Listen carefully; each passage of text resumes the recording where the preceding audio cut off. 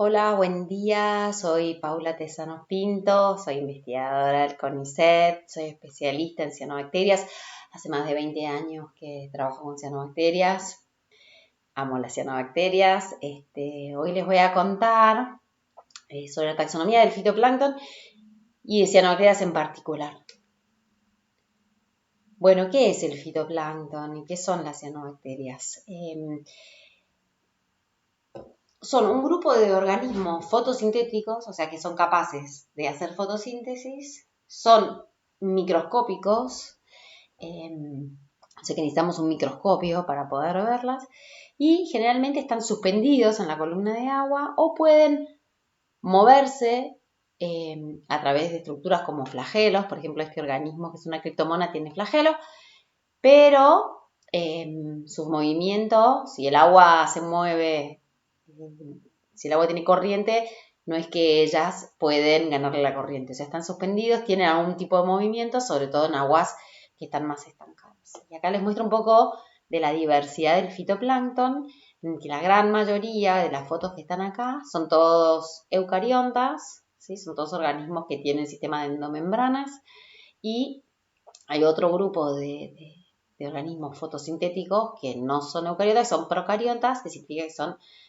bacterias, o sea que no tienen sistema de endomembranas, pero que también son capaces de hacer fotosíntesis de la misma manera que la hacen las algas eucariontas, ¿sí? Y acá tenemos representativos de diferentes grupos que podemos encontrar en los lagos y las lagunas de nuestro país. Por ejemplo, está Cenedesmus, que es una alga verde. Este es un dinoflagelado. Esta es una diatomea. Estas son las euglenas, la criptomona, crisofisas como Dinobrion y las cianobacterias. Hoy la charla se va a focalizar fuerte en las cianobacterias, que son las que causan problemas sanitarios, problemas de salud humana, problemas de potabilización del agua. Las diatomeas pueden causar problemas que tapan los filtros, pero no tienen producción ni de toxinas. Mientras que las cianobacterias, bueno, como ya estuvieron hablando en otras clases, tienen toxinas, además tienen metabolitos secundarios como olor y sabor, y que pueden afectar el suministro del agua, pueden afectar el uso recreativo del agua. Bueno, y acá les muestro la belleza de la diversidad de las cianobacterias. Como verán, son organismos muy diversos. En su mayoría, los que producen floraciones algales son multicelulares, ¿sí? Si ustedes pueden ver, tienen muchas células, ¿sí? Y pueden ser organismos que son de forma curva o espiralada o rectos, ¿sí? Vamos a ir viendo uno a uno la diversidad de las cianobacterias, sobre todo de las que forman floraciones en Argentina. Y dentro de las cianobacterias se dividen en 3 grandes grupos, y en los 3 grandes grupos que están acá, que son las crococales, las oscilatoriales y las nostocales, en todos los grupos hay representantes que forman floraciones de cianobacteria de relevancia importante. Acá hay dibujos del libro de gigantes microscópicos, donde se cuentan las investigaciones en cianobacterias a través de dibujos para colorear, y lo que vamos a ir viendo es cada uno de los grandes grupos, qué especies de relevancia hay dentro de cada grupo. Entonces, dentro de las crococales, como ven, son organismos coloniales, forman una colonia. Cada punto que se ve acá o cada círculo es una célula, y esas células están unidas a través de un mucílago, pero no están unidas mecánicamente, ¿sí? O sea, no es que hay una unión, una conexión entre una célula y la otra. Por ejemplo, si microcistis, que es esta especie, se hace cultivos de microcistis, la gran mayoría de las veces suelen perder la forma de colonia y uno las encuentra unicelulares, como cada una de estas células, sin encontrarse en un mucílago. Dentro de las cianobacterias que forman floraciones en el orden oscilatoriales, son todas especies filamentosas y que no tienen ninguna célula especializada. En el caso anterior, también, fíjense que son todas células iguales, ninguna es diferente de la otra. En este caso lo mismo. Esta es una especie llamada Planktothrix agardi y es difícil ver las células, pero acá tenemos una célula, otra célula y son todas iguales. En este caso son siempre filamentosas. Y finalmente está el grupo de las cianobacterias del orden Nostocales. Estas son también siempre filamentosas y sí tienen conexión mecánica y física y fisiológica también. En este caso también existe conexión fisiológica y mecánica, las dos maneras. O sea que si uno pone en cultivo tanto a las oscilatoriales como a las nostocales, siempre van a tener forma de filamento. No se van a formar en unicelulares. Y algo muy interesante de este grupo, que son los nostocales, son la capacidad de formar células especializadas. ¿Sí? Piensen ustedes que las cianobacterias son bacterias, cianobacterias. Y el ciano viene por los pigmentos que tienen, los pigmentos verde azulados, que le dan ese color cian, pero son bacterias, ¿sí? O sea, que una bacteria tenga, primero, que sean multicelulares y después que tenga diferenciación de las células es muy impresionante. Y las células que se diferencian en las nostocales son células que pueden diferenciarse o no, y siempre se diferencian a partir de las células vegetativas. Estas son las células vegetativas, si se ven son todas iguales, y son las células en las que se hace fotosíntesis. Pero después pueden, bajo determinados estímulos, desarrollar dos tipos de células diferentes. Esta que está acá, que se llama el heterocito, que es la célula donde pueden fijar nitrógeno atmosférico, toman nitrógeno del aire y lo convierten en nitrógeno químico, fijan nitrógeno. Y también son capaces de formar una célula de resistencia que se llama la acineta. Es como funcionaría como una semilla. O sea, si todo el filamento muere, esta acineta es capaz de, cuando las condiciones mejoren, volver a dar todo este filamento. Y vamos a ir viendo con más detalle cada uno de los grupos. Entonces, como yo les contaba recién de la acineta, esta célula especializada de las nostocales, en la que funciona como una célula de dormición, una célula de resistencia, puede tener distintas formas y distintas posiciones en el filamento, en las distintas especies, ¿no? Cada especie tiene su forma de acineta y su posición respecto del heterocito. Si ustedes se fijan acá, esta es una acineta que es cilíndrica y tiene una posición adjunta al heterocito. Esta es una célula ovalada y está distante de una célula del heterocito. Y esta es una acineta esférica, que son muy raras las acinetas esféricas, especies con acinetas esféricas son muy pocas. Y está directamente adyacente al heterocito. Sí, yo sé que, bueno, esta es parte de la diversidad. Y ahora les voy a mostrar las acinetas cuando todo el filamento murió. ¿Se acuerdan que unas diapositivas atrás les contaba que si todo el filamento muere, las acinetas pueden volver a dar el mismo filamento? ¿Y cómo lo hacen? Bueno, mueren todas las células porque no aguantan las situaciones ambientales y las acinetas permanecen en los sedimentos hasta que las condiciones son favorables para germinar. Pueden no germinar nunca también. Bueno, y acá tenemos, esta es de Aphanizomenum gracile. También uno porque las empieza a conocer, pero viendo las acinetas sueltas no es fácil decir de qué especie es, ¿sí? Si se fijan, esta es una acineta totalmente esférica, estas son cilíndricas o ovaladas, y acá hay una acineta que ya germinó, está vacía. Y mostrarles entonces cómo es el ciclo de la vida de las nostocales. Acabábamos de ver cuando las acinetas están escindidas. Las acinetas se forman, o sea, por ejemplo, un filamento puede tener solo células vegetativas, no tener ni heterocitos ni acinetas. Si hay falta de nitrógeno, se desarrolla el heterocito, Y si hay condiciones adversas para la población, también se pueden desarrollar las acinetas. Las acinetas, cuando el filamento muere o cuando se rompen del filamento, caen, están solas en el sedimento. O sea que lo que es interesante que las nostocales tienen un ciclo de vida que tiene una parte planctónica, o sea, suspendidas en el agua, y una parte bentónica en los sedimentos, ¿sí? Descansando en los sedimentos. Entonces descansan en los sedimentos y cuando las condiciones mejoran, esa cineta puede germinar. Si ustedes se fijan, ahora lo podemos ver con más detalle, pero acá esto es una cineta que tiene 6 células, 1, 2, 3, 4, 5, 6. Mientras que esta es otra cineta que está rompiendo como una única célula. Y a partir de estas células o de este pequeño filamento, vuelve a generarse lo que se llama el tricoma, que puede volver a dar la población, que puede dar una floración.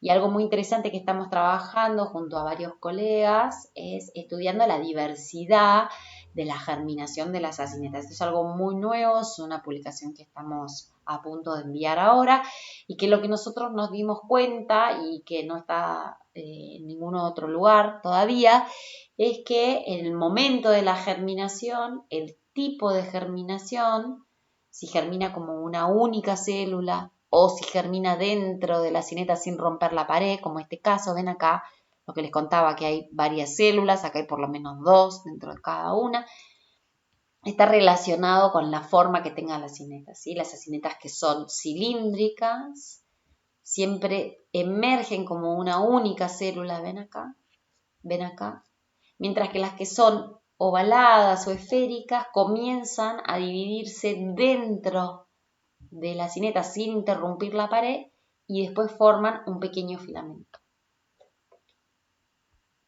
Nosotros estamos trabajando junto a Yuca San Martín en hacer un catálogo basado en un herbario fijado de muestras de floraciones de distintas partes del país, mostrando la diversidad de todas las floraciones que hay. Y Yuca es especialista en microscopía, en fotografía de alta resolución, y con él estamos intentando recopilar todas las especies que forman floraciones en el país. Acá pueden ver algunas y lo que vamos a ir haciendo es mirando una por una aquellas que forman floraciones más recurrentes o de mayor biomasa en Argentina. Esta tabla que vemos acá es la produjeron O'Farrell y et al. En el 2019 y lo que hicieron fue recopilaron todos los datos que había de floraciones en el país y bueno, entonces las clasificaron por su orden, como yo les contaba al principio, crococales, oscilatoriales y nostocales. Y lo que hicieron fueron, bueno, de todas las especies que hubieron floraciones informadas en la bibliografía, calcularon el porcentaje de biomasa que ocupaban, el porcentaje que ocupaban esas especies. Entonces, ¿qué vemos? ¿Por qué marqué con estrellas acá? Lo que yo marqué con estrellas son las especies que más proporción del total de las especies había. Entonces, por ejemplo, dentro de las crococales, la especie que más contribuye al porcentaje total, con un 19%, es Microcystis aeruginosa. Mientras que en las oscilatoriales contribuyen menos, miren, entre un 2 y un 3%, y son básicamente Arthrospira platensis y Plantotrix agar. Estas son las especies que hacen floraciones, o sea, la diversidad de las crococales y la diversidad de las oscilatoriales es mayor, pero dentro de las que forman floraciones en la Argentina, si se fijan, hay pocas especies. Y dentro de las crococales, muchísimas son Microcystis, son especies del género Microcystis. Y dentro de las nostocales, todas estas son nostocales. Si se fijan, hay muchísima diversidad de especies, mucho más que en los otros órdenes. Y acá con estrellas están marcadas aquellas que tienen mayor porcentaje en el total, ¿sí? Y tenemos la que más tiene es Dolichospermum. Acá hay varias especies de Dolichospermum. Ellas ocupan en total el 37% de lo que son las floraciones en Argentina. Y después también hay otros representantes como Raphidiopsis, Cylindrospermopsis, y vamos a ir viéndolas una por una. Así la tabla capaz que parece muy desafiante, pero vamos a ir viendo una por una estas especies. Entonces, primero vamos a hablar sobre las croococales. Muchísimas de las floraciones en Argentina están dadas por Microcistis aeruginosa o especies de Microcistis. Se fijan, es el 19%. Y como yo les contaba al principio, cómo nos damos cuenta si estamos ante una floración, por ejemplo, nosotros miramos el agua y mirando el agua, nuestro ojo no es capaz de ver la especie, porque como son organismos microscópicos, necesitamos un microscopio para verlas. Entonces uno podría agarrar una gota de agua, una muestra de agua, ponerla al microscopio y ahí podemos empezar a darnos cuenta qué especie es la que está dominando. A veces hay solo una especie, a veces hay un conjunto de especies. Nosotras que trabajamos hace muchos años en esto, nos damos cuenta que por la manera en la que se ve el color del agua, uno podría decir si la floración es de tipo acumulativa o dispersiva. ¿Qué significa acumulativa? Acumulativa significa que casi toda la biomasa, casi todo el verdor está en la superficie del agua. Mientras que las dispersivas, las algas, las cianobacterias están en toda la columna de agua, no solamente en la superficie, no forman aglomeraciones en la superficie. Pero estas que están acá, que son microcistis, tienen floraciones de tipo acumulativas, que quiere decir que se acumulan en la superficie y uno tiene la sensación de ver como manchas de pintura o estelas en el agua que pueda diferenciar, no es homogéneo, es heterogéneo. A veces le dicen que uno lo puede ver como hierba sobre el agua. No, es un poco exagerado, pero más o menos la idea estaría por ahí. Dentro de las oscilatoriales, las dos especies que más forman floraciones en Argentina son Plantotrix agardi, como yo les mostraba antes, que todas sus células son iguales y filamentosas, y esta es Arthrospira, que si bien es ondulada, también es un filamento. Muchísimas floraciones en lagos someros son de Plantotrix agardi, y Plantotrix agardi lo que hace son floraciones de tipo dispersivas, que se dispersan toda la columna de agua, desde arriba hasta casi el fondo. Y lo que vamos a ir viendo después es que puede haber floraciones de una sola especie, de distintas especies, que sean o del mismo orden o de diferente orden, que básicamente lo que tienen, si bien pueden ser taxonómicamente diferentes, ecológicamente se comportan parecidas. Lo vamos a ir viendo hacia el final.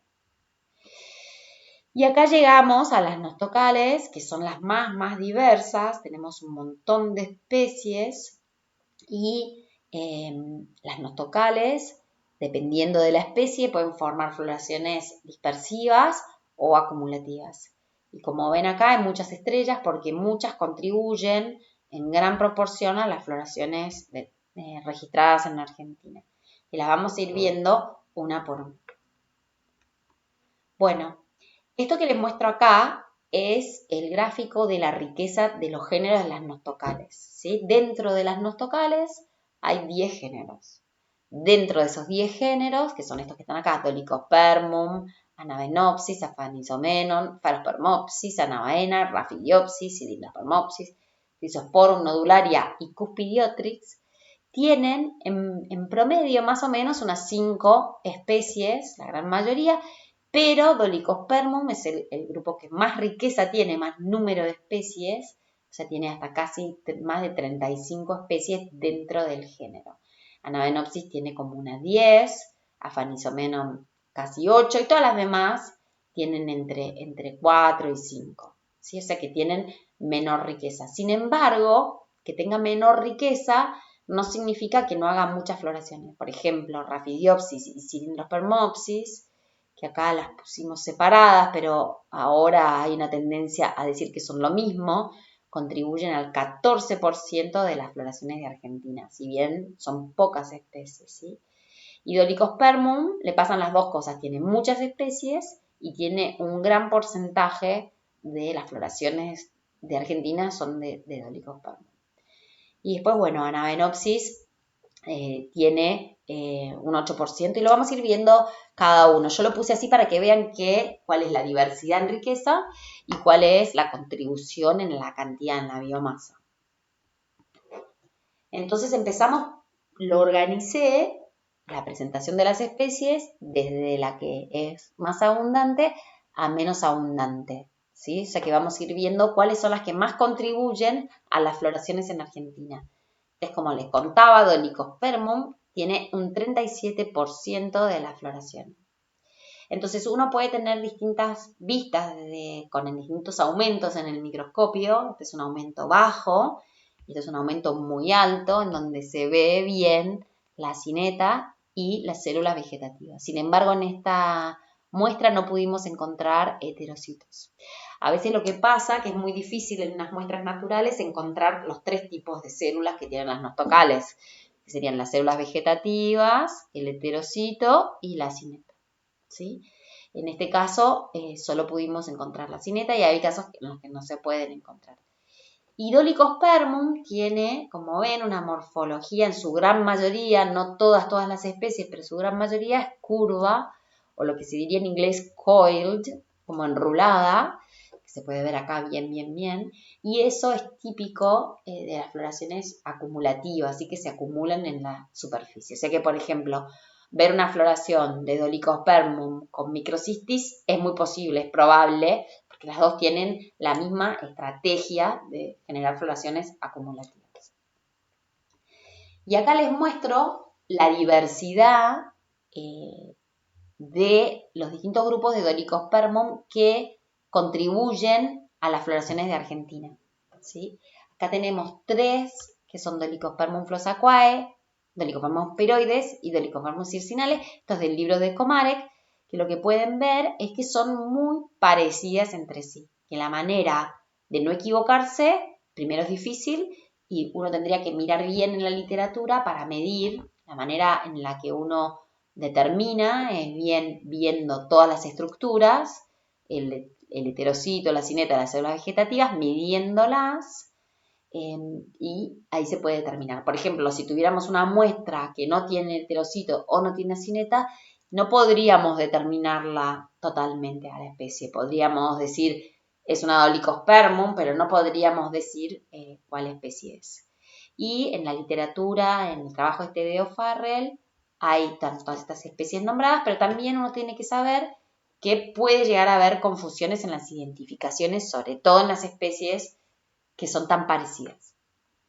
Estos son otros grupos de Dolichospermum que también forman floraciones en Argentina, que son más fáciles de diferenciar. Por ejemplo, esta es Dolichospermum levermani, que lo que tiene muy particular es que cuando forma las acinetas, todas como que se adhieren entre sí y quedan como unidas, y es muy fácil, si uno ve una aglomeración de acinetas, darse cuenta de que es Dolichospermum levermani. Más son acinetas grandes, cilíndricas. Y esta, por ejemplo, es Dolichospermum pseudocompactum, que también es más fácil porque todo su enrulado es muy compacto y sus acinetas tienen forma más como de riñón.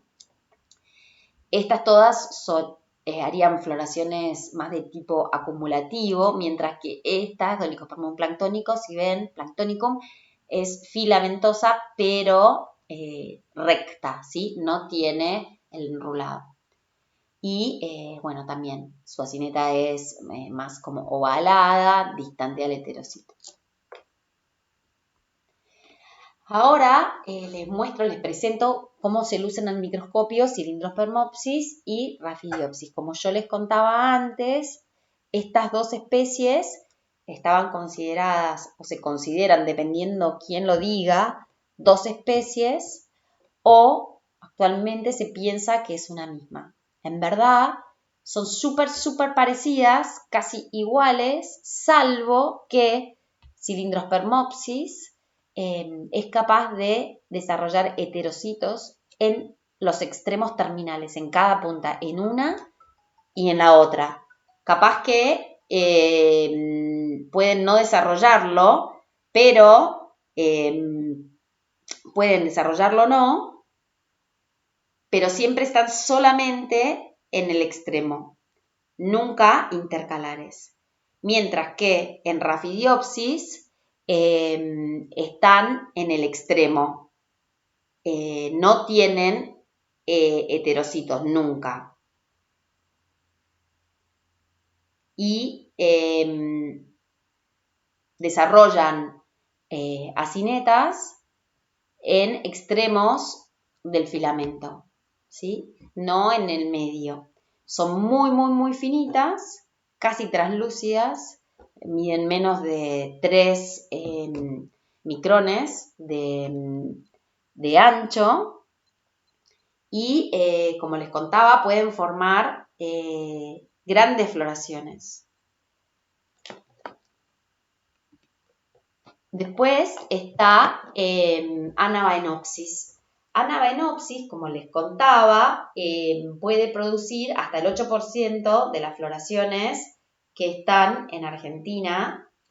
Y lo que tiene en particular esta especie es que, parecido a Cylindrospermopsis, sus heterocitos siempre son terminales, nunca son intercalares secundariamente. Sí pueden formarse al principio intercalares hasta que se separa, ven acá se vería como un primordio y luego se separa. O sea, son siempre terminales, ¿los ven?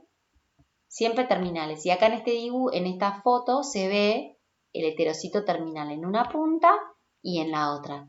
Necesitaríamos también ver la acineta para poder determinar la especie. En este caso tampoco se logró ver la acineta, ¿sí? Porque es difícil encontrar como las piezas del rompecabezas, todas juntas a la misma vez. Este grupo, este género, Phaeropermopsis, para mí es el más lindo de todos, mi preferido. Tiene una característica muy especial, que es que sus acinetas son esféricas o casi esféricas por un lado, y que el heterocito está adyacente, pegado a la acineta, ¿sí? Por ejemplo, en el caso anterior, en Anabaenopsis, siempre está distante, ¿sí? La acineta está acá, el heterocito está acá, nunca están pegados. Pero en Phaeropermopsis, el heterocito siempre se desarrolla adyacente a la acineta. Y esta es Phaeropermopsis torqueregina, porque se parece a un collar de una reina. Esta es Phaeropermopsis aphanisionemoides. Si se fijan, esta es curva y esta es recta. Esta forma floraciones de tipo acumulativa y esta de floraciones de tipo dispersivas. O sea que fíjense que dentro del mismo género pueden formar distintos tipos de floraciones. Ella es Aphanisomenon. Aphanisomenon lo que tiene es que sus células terminales son muy transparentes, lo que se dice hialinas, pero son redondas, ¿ven? Se parece similar al resto del filamento. Sus acinetas siempre son cilíndricas. Su heterocito también suele ser cilíndrico y distante. Ven, acá está la acineta y acá está el heterocito. Y puede formar fascículos, o sea, puede haber muchas juntas. Aphanisomenon en Argentina, sí ha realizado floraciones, pero con un bajo porcentaje. Después encontramos nodularias, si se fijan, son en el 1% de los casos, hay floraciones de nodularia. Nodularia lo que tiene, muy linda nodularia, sus células son muy aplanadas, parecen como monedas puestas de costado, ¿sí? Sus células son como muy chatitas. Este es el heterocito y en esta foto no hay acinetas, pero las acinetas también son bastante achatadas. Después llegamos a Cuspidiotrix. Cuspidiotrix lo que tiene es muy parecida a Raphidiopsis y Cylindrospermopsis. Puede ser confundida con Aphanisomenon, pero la diferencia es que su extremo se aguza y se aguza de manera como telescópica, como si fuera que se van achicando de a tramos abruptos. Y también su heterocito está lejano a su acineta. ¿Ven? Acá tenemos 1, 2, 3 acinetas. Y para ir cerrando, esto que les contaba todo el tiempo, de que si las floraciones son de tipo acumulativas o si son dispersivas. Las que son acumulativas, fíjense como yo les contaba, que en el color del agua se vería como una textura, mientras que las que son dispersivas, todo se ve muy homogéneo.